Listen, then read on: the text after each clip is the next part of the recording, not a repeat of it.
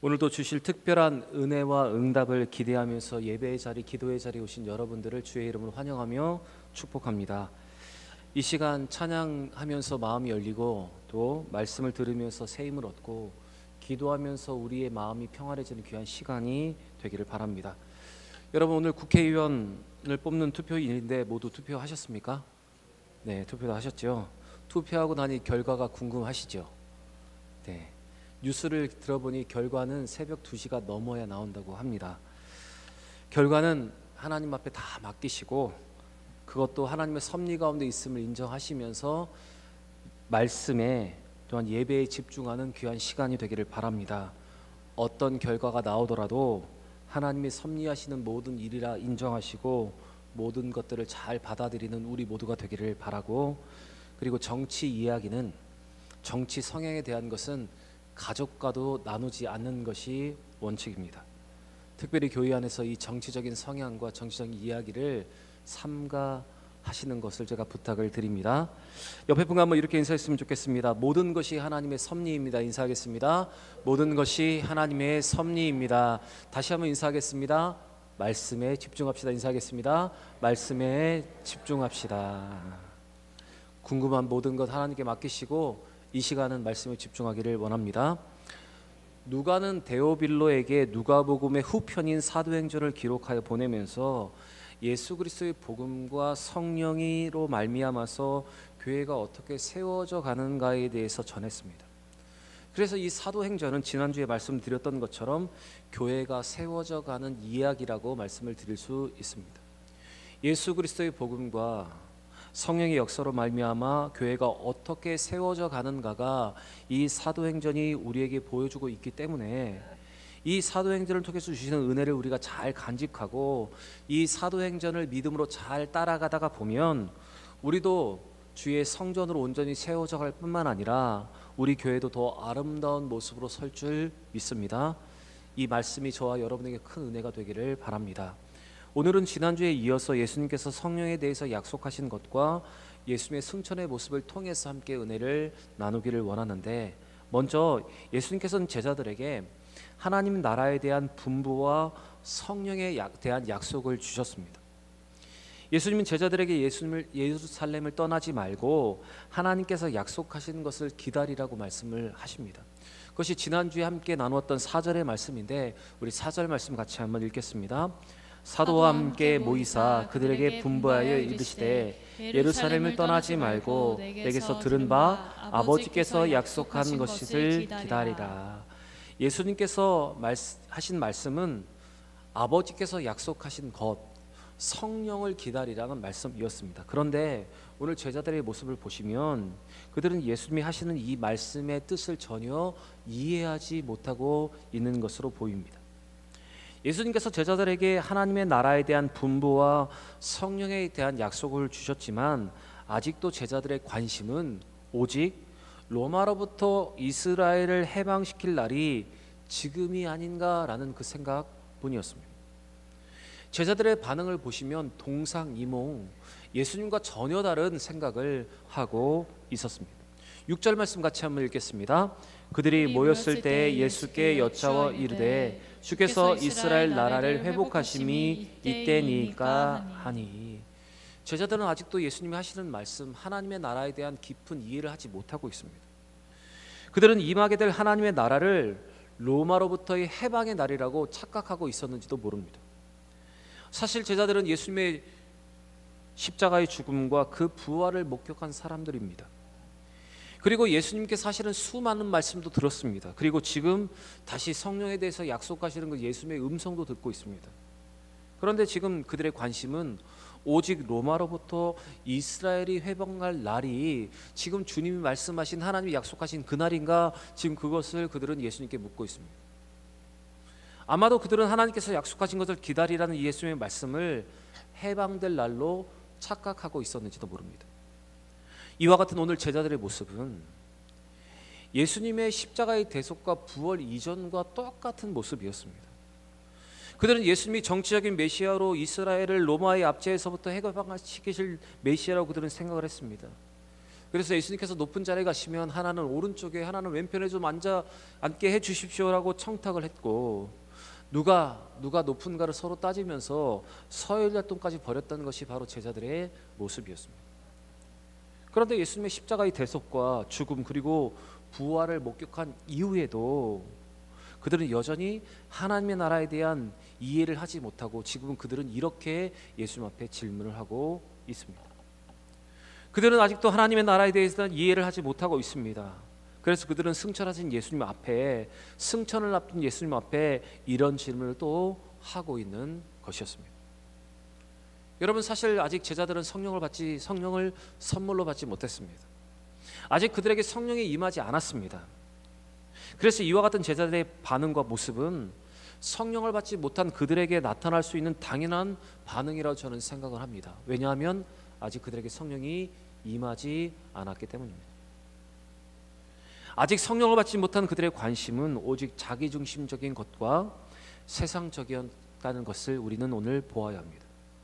여러분, 우리도 오늘 이 제자들처럼 성령을 받지 못하면 아직도 우리의 관심은, 우리의 생각은 세상에 있을 수밖에 없습니다.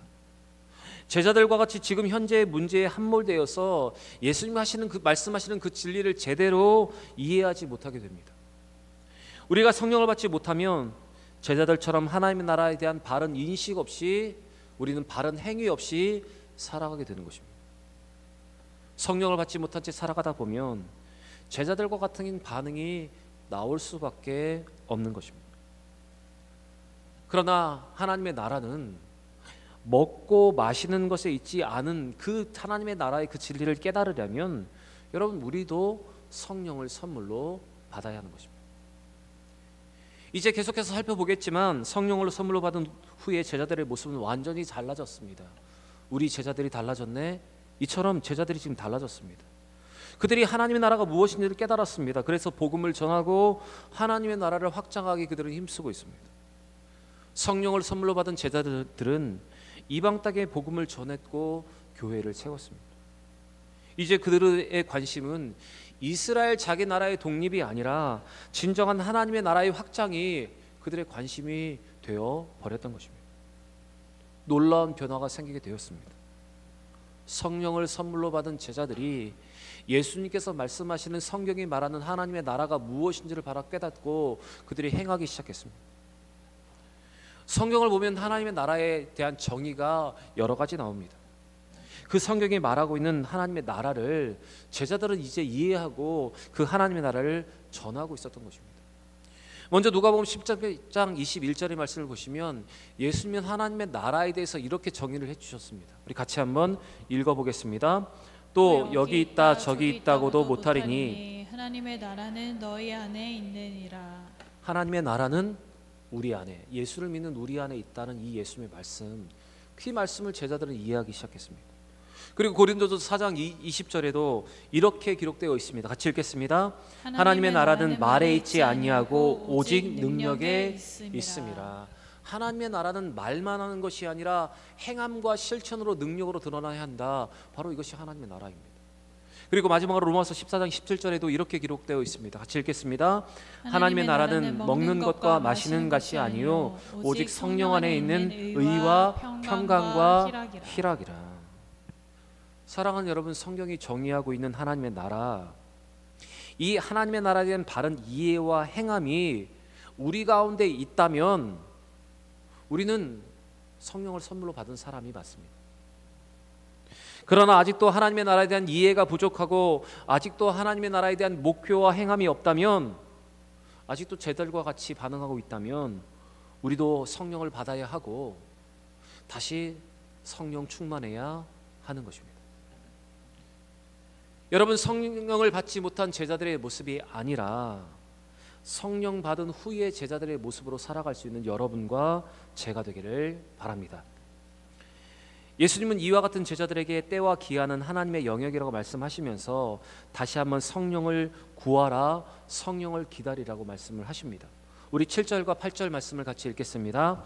이르시되 때와 시기는 아버지께서 자기의 권한에 두셨으니 너희가 알 바가 아니요 오직 성령이 너희에게 임하시면 너희가 권능을 받고 예루살렘과 온 유대와 사마리아와 땅끝까지 이르러 내 증인이 되리라 하시니라. 예수님은 하나님의 나라는 이스라엘에 국한되지 않고 온 세상에 이루어질 것이라고 말씀을 하십니다. 그리고 그 구원은 이스라엘 안에서만 이루어지는 것이 아니라 온 세계 열방에서 나를 믿는 자들에게 그 구원이 이루어진다고도 말씀을 하십니다. 그리고 그 땅에도 교회가 세워지게 될 것이라고 예수님 분명히 선언을 하십니다. 그런데 이 모든 일이 가능하려면 바로 성령이 그들에게 임하여야 한다고 말씀하셨습니다. 우리가 알고 있듯이 선민이었던 이스라엘에게 하나님은 만국의 하나님의 증인이 될 수 있는 특권을 그들에게 주셨습니다.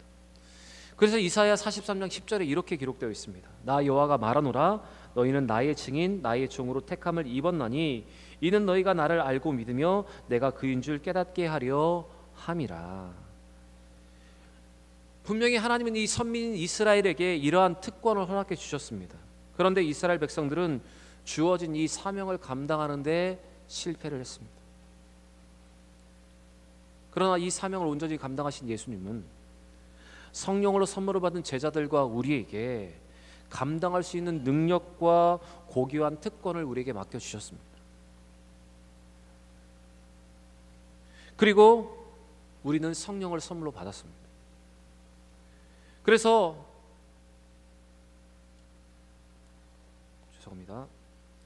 하나님의 나라가 임할 때까지 우리는 성령으로 받은 자들로서 이와 같은 사명을 여러분 감당해야 하는 것입니다.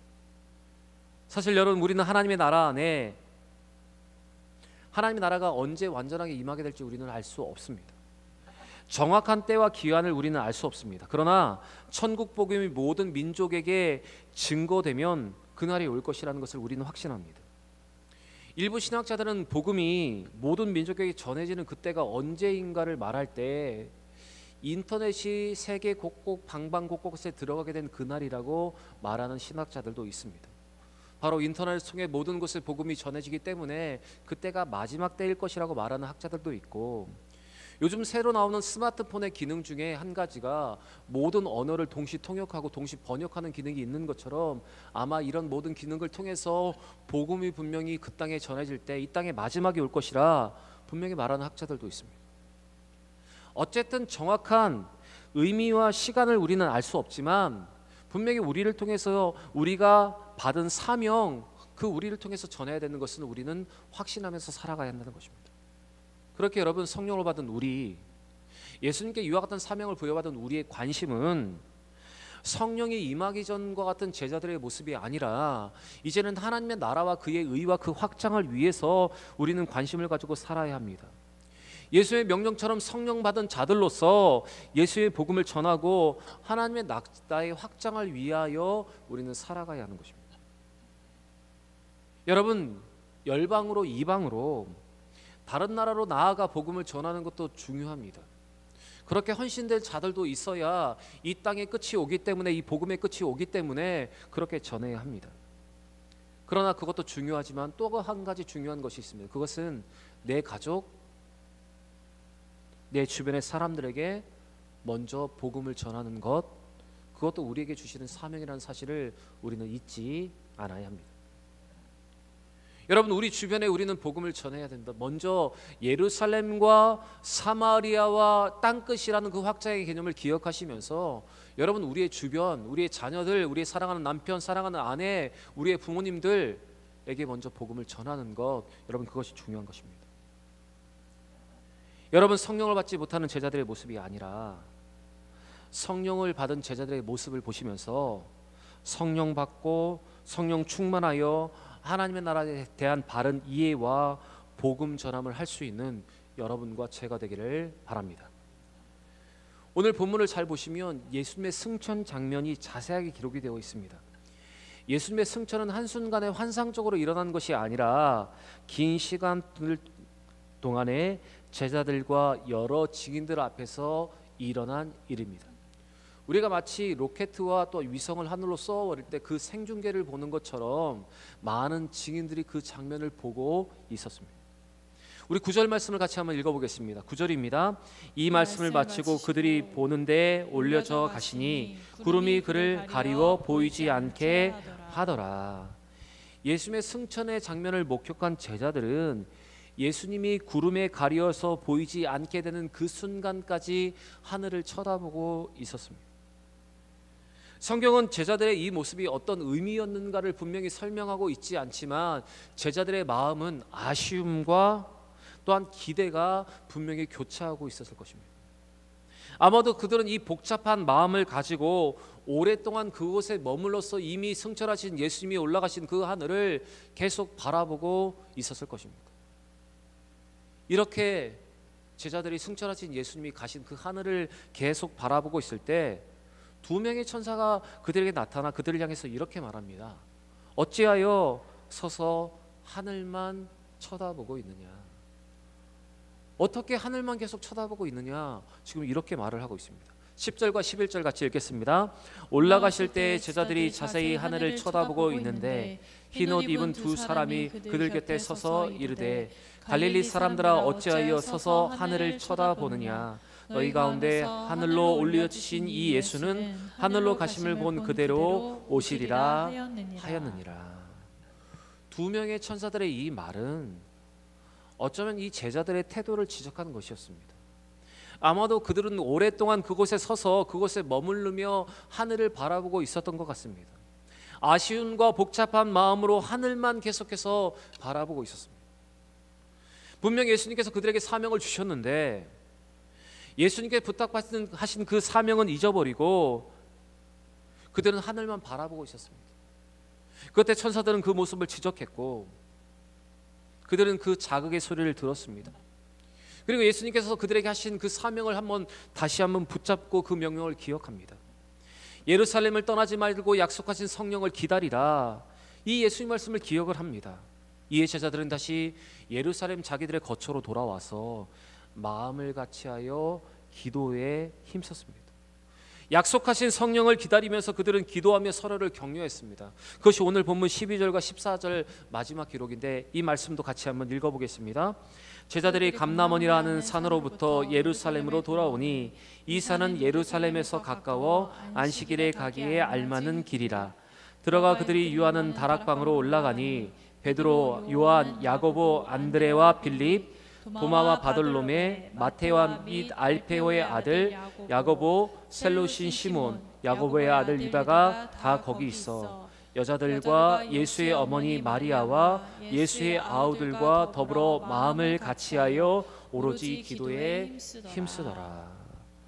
오늘 제자들의 모습을 보시면 기록 그대로 더불어 마음을 같이하여 오로지 기도하기를 힘썼다라고 기록되어 있습니다. 여러분, 제자들은 이제 하늘만 바라보는 신앙이 아니라 그들의 마음에 남아있었던 여러 가지 복잡하며 착잡한 신경을 가지고 살아가며 신앙생활하는 것이 아니라 이제 적극적으로 기도하는 신앙의 태도로 그들의 믿음의 모습은 변화되고 있었습니다. 여러분, 우리 기독교는, 우리의 신앙은 하늘만 바라보며 사명을 잊고 있었던 제자들과 같이 하늘만 쳐다보고 세월을 보내는 도피적인 믿음이 아닙니다. 염세주의적인 다른 종교와 같지 않습니다. 우리에게 있는 신앙은 뜻이 하늘에서도 이루어진 것처럼 땅에서도 이루어질 것을 믿고 믿음으로 적극적으로 나아가는 신앙이 바로 우리가 가진 이 신앙이고 이 믿음입니다. 그렇게 우리는 하늘만 쳐다보고 사명을 잊고 있었던 제자들처럼 살아가는 것이 아니라 천사들이 우리를 향한 음성으로 한 말이라는 것을 듣고 그 말씀에 자극을 받아서 이제는 염세주의적이고 도피적인 신앙이 아니라 이 제자들처럼 함께 모여서 기도하며 성령을 기다리는 적극적인 신앙의 모습을 우리는 나아가야 하는 것입니다. 약속을 기다리는 적극적인 믿음, 기도로 모든 것을 예비하는 적극적인 믿음, 기도할 때 약속된 모든 것이 임하겠다는 확신을 가지고 적극적으로 나아가는 믿음이 여러분 우리 가운데 필요한 것입니다. 요즘 제가 여러분들에게 강조하는 말이 있습니다. 그것은 천국은 침노하는 자들의 것이라는 것입니다. 마태복음 11장 12절에 이렇게 기록되어 있습니다. 같이 읽겠습니다. 세례 요한의 때부터 지금까지 천국은 침노를 당하나니 침노하는 자는 빼앗느니라. 여러분 침노하는 자, 적극적으로 나아가는 자, 믿음으로 도전하는 자들에게 여러분 천국이 약속되어 있습니다. 그리고 오늘도 믿음으로 도전하는 자들에게 오늘 우리의 삶 가운데 하나님의 나라가 이루어지게 되는 것입니다. 이사야 6장 말씀을 보시면 이사야가 소명을 받는 장면이 기록되어 있습니다. 이사야는 주께서 높이 들린 보좌에 계신 것을 보았습니다. 그리고 그의 옷자락이 성전에 가득한 것도 모습을 보았습니다. 그때 그는 주의 음성을 듣게 됩니다. 그 음성은 내가 누구를 보내며 누가 우리를 위하여 갈고 하는 부름의 음성이었습니다. 그때 이사야는 그 음성에 반응합니다. 내가 여기 있나이다, 나를 보내소서. 그것이 오늘 이사야 6장 8절의 말씀입니다. 내가 여기 있나이다, 나를 보내소서. 또 여호수아 14장의 말씀을 보시면 갈렙은 헤브론 땅을 구하고 있습니다. 약속하신 그 땅을 달라고 말하며 그 땅을 취하겠다고 말합니다. 그리고 하나님이 나와 함께 하시면 내가 능히 이기겠다. 그는 이렇게 믿음으로 도전합니다. 그리고 믿음으로 도전하여 그 땅을 취하고 또한 다른 지파가 땅을 취할 때도 도움을 주었던 사람이 바로 이 적극적인 믿음의 사람 갈렙의 모습입니다. 여러분, 갈렙과 이사야는 믿음으로 자원을 하고 있습니다. 적극적인 믿음으로 그들은 헌신을 하고 있습니다. 여러분, 이와 같은 헌신이, 적극적인 믿음이 여러분 우리에게도 필요합니다. 적극적으로 자원하는 마음이 우리에게 필요합니다. 누가 나를 위해서 갈고 할 때 주님 제가 여기 있습니다, 제가 가겠습니다, 이렇게 믿음으로 도전하는 모습이 필요합니다. 누구도 그 땅이 두려워서 주저하고 있을 때 내가 먼저 올라가 그 땅을 차지하겠노라, 주님이 나와 함께 하신 모든 것을 할 수 있다는 확신과 여러분 그 담대한 믿음과 도전적인 믿음이 여러분 우리에게도 필요합니다. 우리가 이러한 믿음과 이러한 행동으로 나아갈 때 성령의 능력이 우리에게 임하게 되고 하나님이 함께 하심으로 우리는 승리하게 되는 것입니다. 사랑하는 여러분, 처음에 제자들 모습처럼 하늘만 바라보는 염세주의적인 신앙이 아니라 이제 적극적으로 천국을 침노하는 적극적인 신앙을 소유할 수 있는 여러분과 제가 되기를 원합니다. 그들이 적극적인 믿음으로 함께 모여 기도하는 것부터 시작했던 것처럼 그렇게 기도함을 통해서 다시 한번 적극적으로 믿음으로 나아갈 수 있는 우리 모든 대형의 성도들 되시길 바랍니다. 사랑하는 여러분, 오늘 주시는 이 말씀은 저에게 꼭 필요한 말씀이고 또 여러분에게 꼭 필요한 말씀이기 때문에 하나님이 주신 말씀입니다. 오늘 주시는 이 말씀을 하나님이 나에게 주신 말씀으로 믿고 이 말씀을 온전히 받을 수 있는 여러분과 제가 되기를 바랍니다. 때로는 이 말씀이 위로일 때 이 말씀을 아멘으로 받고, 때로는 이 말씀이 나에게 책망으로 느껴질 때도 아멘으로 받아서 이 말씀을 나의 말씀으로 받고 새롭게 될 수 있는 우리 모두가 되기를 바랍니다. 그래서 연약한 부분을 강하게 세우고 새롭게 받은 은혜를 더 간직하고 주신 은혜 속에서 믿음으로 도전할 수 있는 여러분과 저의 삶이 되기를 바랍니다. 주시는 말씀으로 다시 한번 기도의 힘을 얻고 더 믿음으로 나아가 성경에 약속된 모든 축복과 그 은혜를 받아 누리는 우리 모든 대형의 성도들 되시기를 우리 구주 예수의 이름으로 간절히 축원합니다.